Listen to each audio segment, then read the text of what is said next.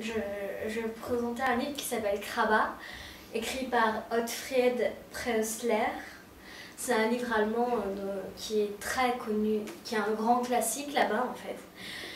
Et donc c'est l'histoire d'un garçon qui s'appelle Krabat, qui a 14 ans.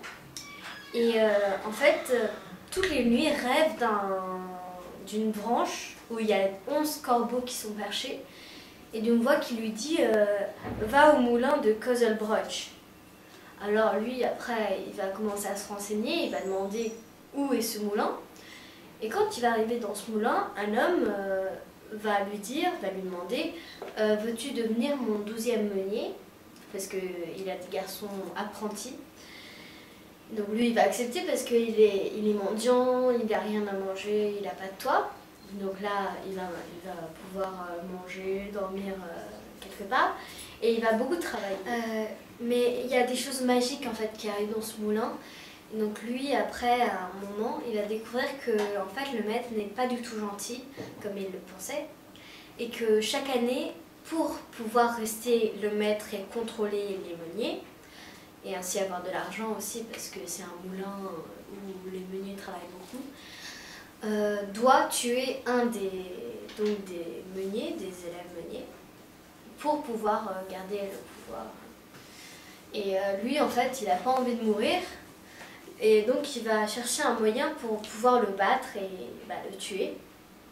Et donc il va découvrir par un ami qu'il faut qu'une jeune fille qui est amoureuse de lui